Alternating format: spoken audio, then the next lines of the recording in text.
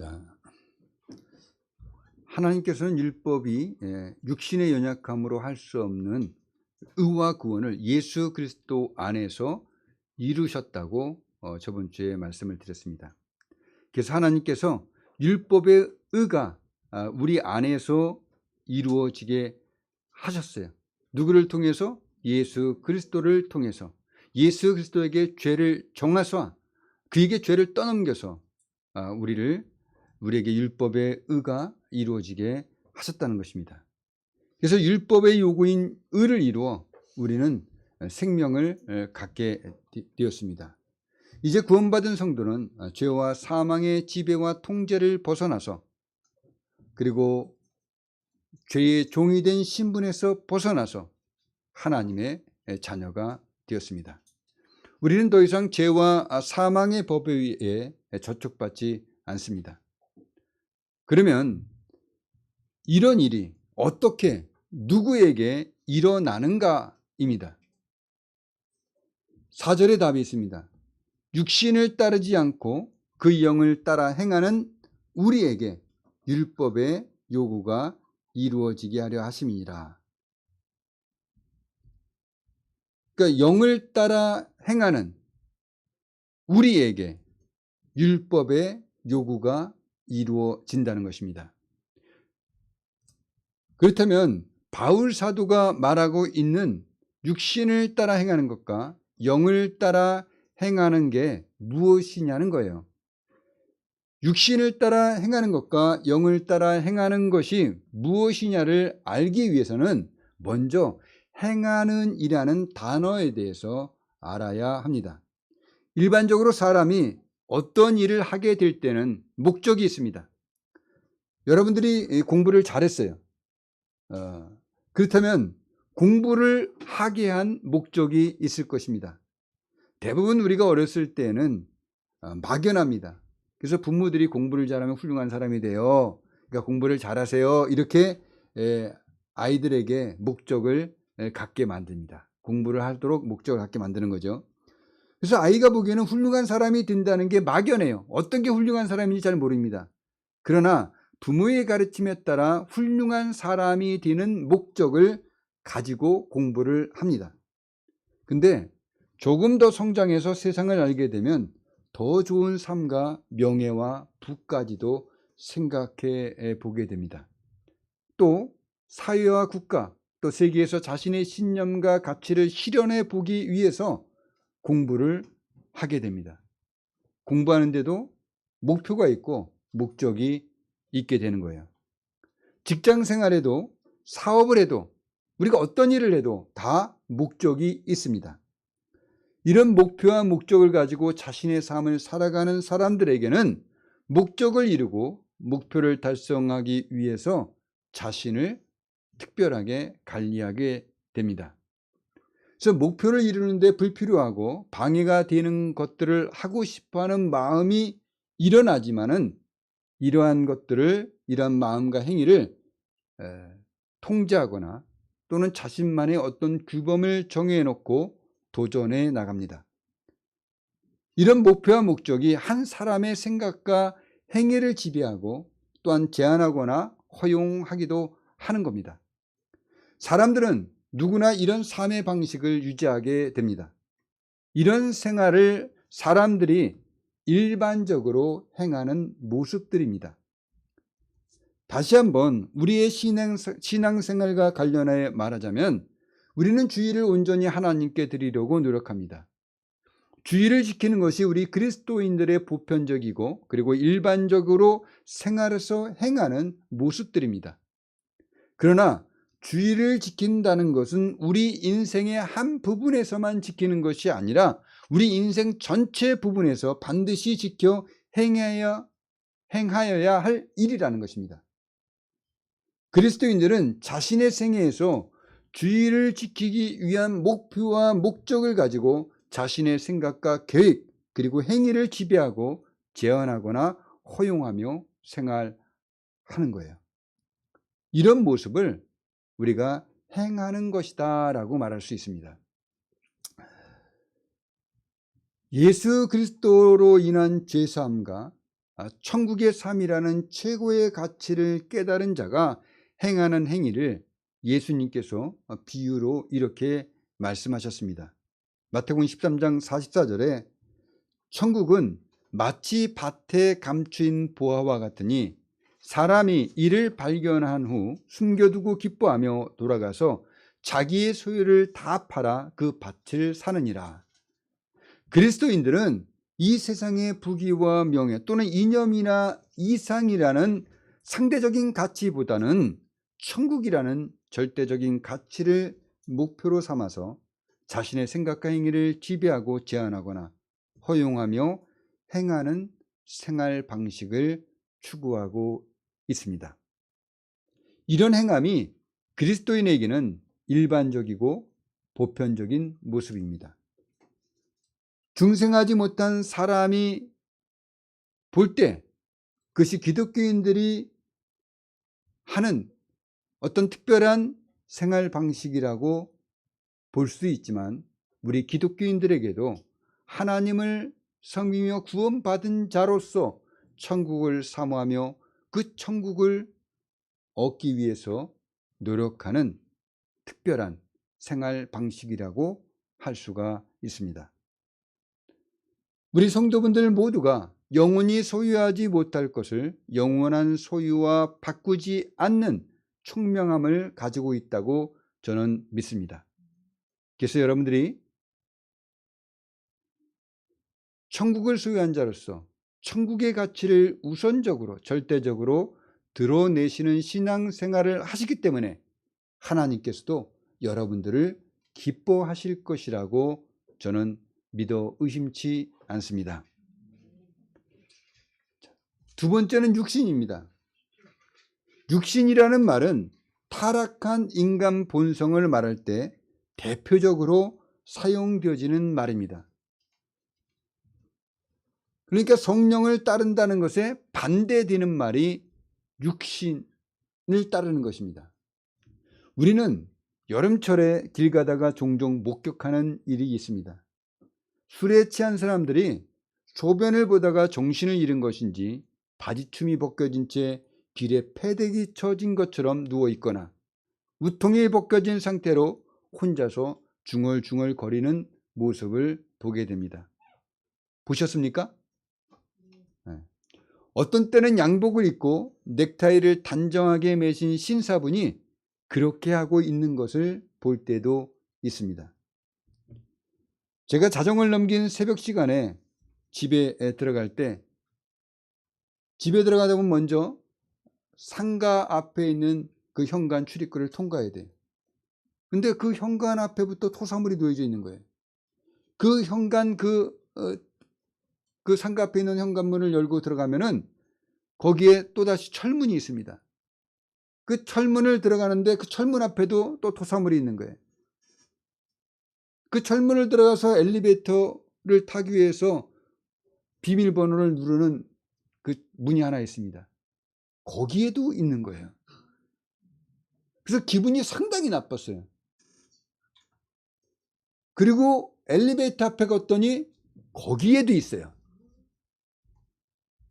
그래서 화가 엄청 났습니다. 집에 들어가자마자 내가 참지 못하고 이건 반드시 사람들이 모두 다 알아야 돼. 그리고 A4 용지에다가 컴퓨터에 출력을 해가지고 엘리베이터를 딱 붙여놨습니다. 엘리베이터를 타려고 들어왔는데 술 먹고 토해놨으면 치워놓기라도 해야지. 청소하시는 분들과 집에 들어오고 아침에 출근하는 사람이 당신의 토사물을 보고 얼마나 더럽게 여기겠는가 한번 생각해 봤냐? 너는 기분 좋겠느냐? 이렇게 안에다가 엘리베이터 안에다 써서 붙여놨습니다. 그리고 아침에 일어나서 나가니까 잘 붙어 있어요. 아, 다행이다. 근데 그날 오후 이제 집에 들어가는데 누군가가 엘리베이터 안에 내가 써서 붙여놓은 용지 옆에다가 당신이 쓴 글이 더 더럽게 느껴진다 이렇게 써놓았습니다. 그래서 내가 당신이나 당신 가족이 토해놓았지 이렇게 다시 쓰려다가 확 올라오는 거예요. 내가 써놓은 글을 떼어버렸습니다. 왜냐하면 이런 개념 없는 사람에게는 주의를 준다고 변화가 일어나지 않기 때문입니다. 그렇죠? 변화가 일어나지 않아요. 이렇게 우리가 일상에서 만나는 평범하고 점잖게 보이며 또는 엘리베이터 안에서 상냥하게 인사하는 사람들이 바로 이런 모습을 보인다는 겁니다. 우리는 가끔 우리가 생각하기에는 전혀 그렇지 않을 분들인데 사회면에 큼직하게 기사가 나는 것을 보게 됩니다. 이런 기사를 통해서 사회에서 존경받는 분들이라도 혹은 도덕적인 인물들일지라도 또는 엄청난 권력을 가진 분들이라도 육신을 따르는 일을 하게 된다는 것, 또 하고 있다는 것을 알게 됩니다. 또 명품으로 온몸을 두르고 있다거나 단정하고 우아한 옷을 입고 정숙한 모습을 하고 있는 모든 사람들도 육신을 따르는 일을 하고 있다는 점입니다. 근데 제가 여기서 육신을 따르는 일에 대해서 말할 때 우린 육신에 대해서 아주 차원 높게 생각합니다. 그러나 여기에 대해서 우리가 다시 한번 점검해 볼 필요가 있습니다. 육신을 따라 행한다는 것은 너무나도 악하고 부도덕한 삶 또는 그런 일들 또는 육체에 행하는 어떤 특별한 죄만을 말하고 있다고 우리는 생각할 수가 있어요. 또 사회적으로 현저하게 비난받을 일을 위해서 머그샷에 찍히고 신원 공개가 되는 범죄자만을 지칭해서 우리가 육신을 따르는 사람이라고 우리가 이렇게 생각할 수가 있다는 것입니다. 그러나 육신을 따르는 사람들이라는 것은 우리가 만나는 성령으로 거듭나지 않은 모든 사람들이 행하는 모습들을 말하고 있는 것입니다. 자신의 육신을 의지하되 하나님을 의지하지 않는 것, 육신의 정욕으로 살아가는 사람, 이런 사람들의 모습을 말하고 있는 겁니다. 사망을 위해서 열매 맺게 하는 죄가 마음속에서 일어나거나 육체로 말미암아 연약함을 보여줄 수밖에 없는 그런 인생을 말하고 있는 거예요. 예수 그리스도 안에 있는 하나님이 정하신 구원의 방식을 철저하게 거부하기 때문에 하나님과 합평을 이루지 못하는 상태에 있는 것, 즉 예수 그리스도를 믿지 않는 태도를 갖고 행하는 것을 우리는 육신을 따라 행한다라고 말하는 것입니다. 육신적이고 인간적인 셀프 구원의 방식을 갖고 있거나 인간이 자신의 행위로 의를 이룰 수 있다는 생각을 가진 사람들은 그들이 도덕적으로 존경받는 인물일지라도 또는 명예를 인정받아 사회에서 존경받는 분들이라고 할지라도 또는 최고의 권력을 가진 사람일지라도 그들은 육신을 따라 행하며 사망을 위하여 열매를 맺고 있는 것입니다. 오늘 본문에서 말하는 육신을 따르지 않고 해서 육신을 따르지 않는 일이 의미하는 것은 우리가 일반적으로 생각하고 말하는 악하고 비열한 범죄를 저지르는 것을 특정해서 말하는 것이 아니라 성령으로 거듭나지 않은 모든 사람들의 일반적인 행위라고 제가 말씀을 드리고 있는 것입니다. 그런데 그리스도인들 중에도 육신의 행위를 통하여 보다 높은 완전에 이룰 수 있다고 하는 사람들이 있습니다. 갈라디아 3장 1절에서 3절을 한번 다 같이 읽어봅시다. 갈라디아 3장 1절에서 3절 말씀입니다.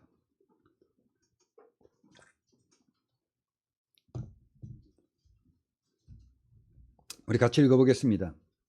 어리석도다 갈라디아 사람들아, 예수 그리스도께서 십자가에 못 박히신 것이 너희 눈앞에 밝히 보이거늘 누가 너희를 꾀더냐? 내가 너희에게서 다만 이것을 알려하노니 너희가 성령을 받은 것이 율법의 행위로냐 혹은 듣고 믿음으로냐? 너희가 이같이 어리석으냐? 성령으로 시작하였다가 이제는 육체로 마치겠느냐? 자, 이 말씀은 갈라디아의 그리스도인들을 바울 사도가 심하게 책망하는 내용입니다. 근데 3절 끝부분에서 말하는 육체는 극도로 부도덕하고 극심한 악한 행위에 빠져 있기 때문에 구원에서 떨어져 나가는 일이 벌어졌다고 말하는 것이 아닙니다. 갈라디아의 그리스도인들은 예수 그리스도의 복음의 가르침을 받아들였고 그로 인해서 성령을 받았으며 의롭다함을 입게 되었습니다. 즉 모든 그리스도인들이 하나님 앞에 의롭게 되는 것은 율법의 행위가 아니라 복음을 듣고 성령으로 믿게 되었기 때문입니다. 그런데 갈라디아의 그리스도인들은 그리스도에 대한 신앙을 받아들인 이후에도 율법의 행위에 의하여 의롭게 되기를 계속 추구하였다는 것이에요. 의롭게 되는 것은 율법에 의해서가 아니라 믿음에 의해서 된다는 것은 기독교의 만고불변의 진리인 것입니다. 그런데 의롭다함을 얻기 위하여 그리스도에 대한 믿음에다 율법을 준행해야 한다고 덧붙였다는 것입니다. 그래서 율법 준수를 통해 인간 스스로가 보다 높은 완전한 의를 향하여 나아갈 수 있다고 가르치는 거짓 교사들이 있었어요. 그래서 이들의 가르침을 따라 육신의 노력으로 자신의 의를 이루려는 추종자들이 교회 안에 있었습니다. 이들은 성령으로 시작하였다가 자신들의 육체를 의지하는 것으로 되돌아간 것입니다.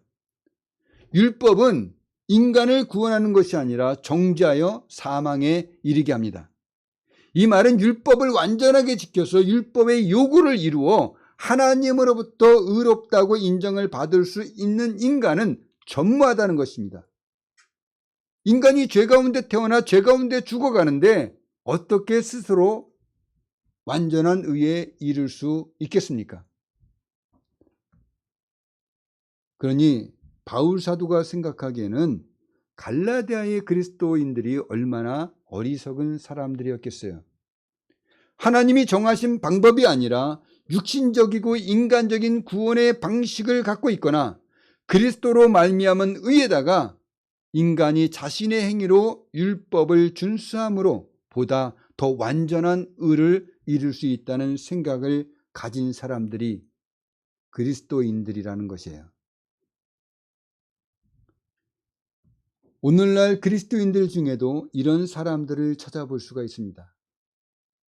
도덕적인 계율을 지켜 순종했기 때문에 하나님 앞에 의롭다고 인정받을 수 있다는 생각을 가진 그런 사람들입니다. 율법에 의한 희생과 스스로의 정결을 의지하여서 의롭게 되려고 하는 사람들이 있다고 말씀을 드리는 것입니다. 자신이 그리스도인으로서 지켜야 할 의무와 책무를 다하는 행위로 자신이 구원받았다고 여기는 그런 사람들도 있어요. 또 자신을 스스로 벌줌으로 죄를 정화시킬 수 있다고 하는 사람들도 있습니다. 이러한 사람들은 성찬식 때마다 예수 그리스도가 십자가에 못 박혔다는 것이 확연히 제시되어지고 있음에도 불구하고 자신의 노력과 희생, 정결함과 스스로를 벌하여 의로워질 수 있고 깨끗하게 될 수 있다고 하는 어리석은 사람들입니다.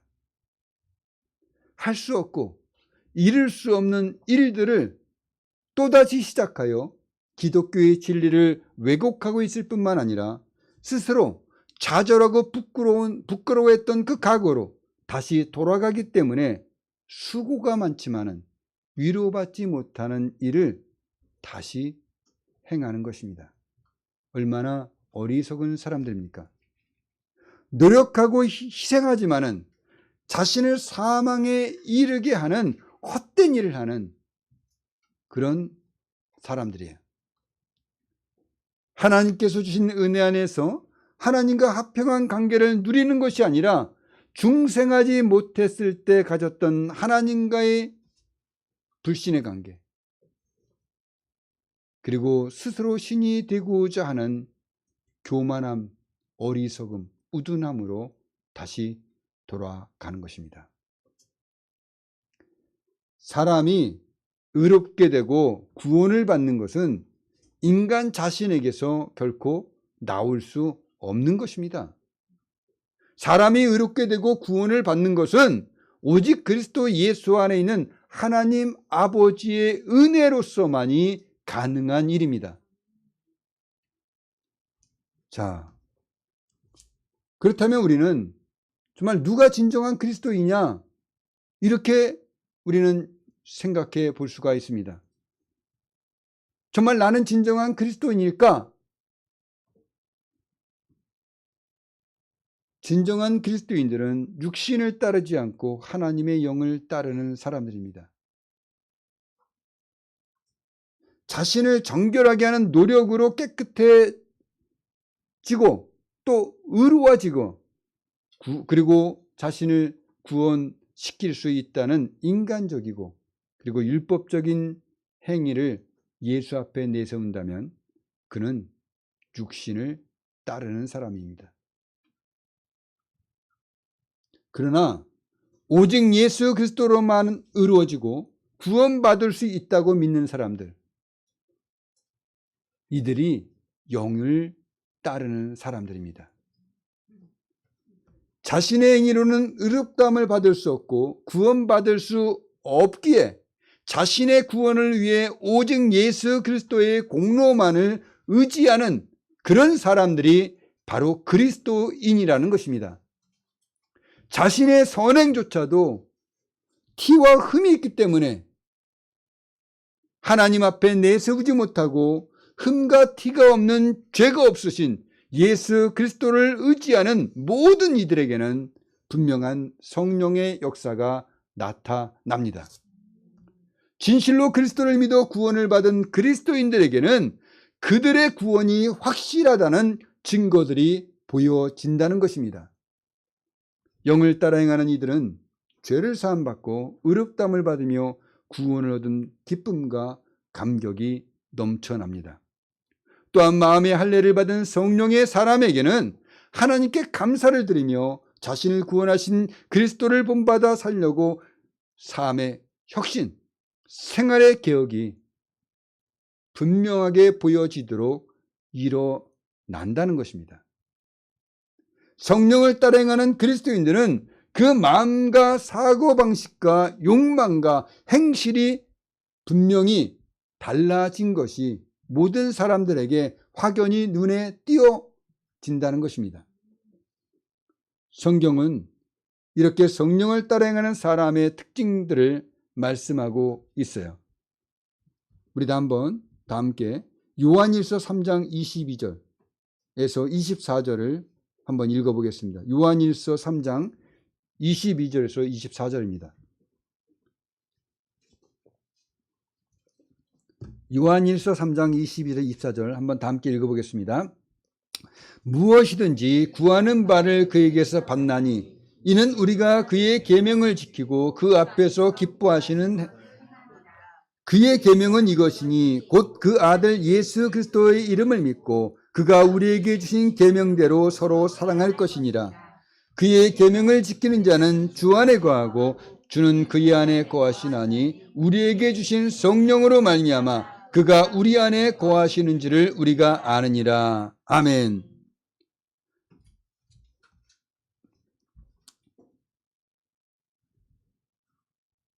자,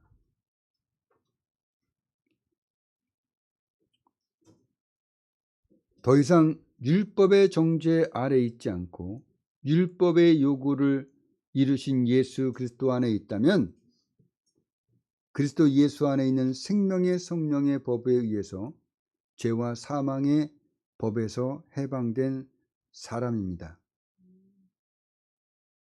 근데 이런 사람들은 스스로 그리스도 예수 안에서 새 생명을 가진 사람이라는 기쁨과 확신의 증거를 가지게 됩니다. 그게 무엇입니까? 사랑이에요. 사랑입니다. 하나님께서 내 죄를 사해 주신 것, 그 하나님의 은혜와 사랑, 그것을 확연하게 깨달아 알게 되었기 때문에 바로 그 사랑으로 행하게 된다는 것입니다.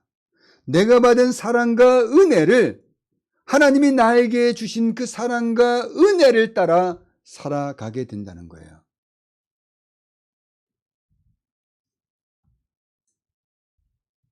내가 받은 이 사랑에 대한 확신, 내가 받은 하나님의 사랑, 하나님이 나를 구원해 주셨다는 것, 하나님이 나를 죄에서 건져내어 주셨다는 것, 나를 의롭게 하셨다는 것, 이것 모두가 다 하나님의 사랑, 하나님의 은혜라는 것을 알았다는 것입니다. 그래서 이 사랑 때문에 구원에 대한 기쁨, 그리고 그 구원에 대한 확신, 이것으로 그의 온 영과 마음과 몸이 가득 차게 됩니다. 그래서 사랑만이 모든 죄와 허물을 덮는다는 것을 알게 돼요. 율법으로 자신의 의를, 자신의 구원을 이룰 수 없는 사람이 하나님의 사랑과 은혜를 받았기 때문에 그 사랑과 은혜에 너무 감격해서, 너무 기뻐서, 너무 벅차서 그 사랑이, 그 구원받은 사람, 그 하나님의 은혜와 사랑을 깨달아 안 자, 그 안에서부터 흘러나오게 된다는 것입니다. 그래서 그 사랑이 밖으로 표출되어져요. 보여집니다. 여러분들은 여러분들 안에 여러분들 자신이 구원받았다는 이 사랑의 증거를 가지고 있습니까? 그렇다면 여러분들은 구원받은 분들입니다. 천국을 소유한 하나님의 권속입니다. 그러나 이런 증거가 없는 분들이 계시다면 여러분들이 무엇을 믿고 있는지를 다시 한번 시험해 보십시오.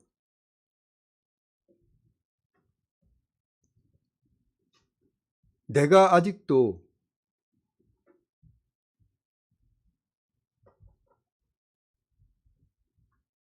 그리스도 예수로 말미암은 의가 아니라, 그리스도 예수로 말미암은 이 구원이 아니라 내 자신의 노력, 혈기, 분투, 스스로 정결함을 통해서 자기를 정화시켜 깨끗해지려고 하는 이런 모든 노력들, 이런 걸로 자신을 구원하고 있는가? 아니면은 예수 그리스도의 구원을 믿지만은 거기에 덧붙여서 나의 노력이, 율법을 지키고 도덕률을 지키는 것이 나의 의를 한층 더 고양시키고 그리고 뛰어나게 하는 것이라고 생각하고 그 일들을 이루어가고 있는가를 한번 생각해 보십시오.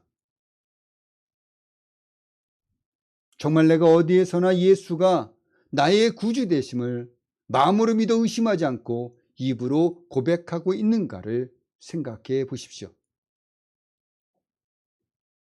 그래서 여러분들이 마음으로 믿어 의심하지 않고 정말 여러분들의 입으로 예수를 자신의 구주로 어디에든지 시인하고 고백한다면 여러분들은 구원받은 사람들입니다. 율법의 요구를 하나님께서 이루셨음을 믿는 사람들이라는 것입니다. 더 이상 자신의 육체를 자랑하지 않는 그런 사람들이라는 것입니다.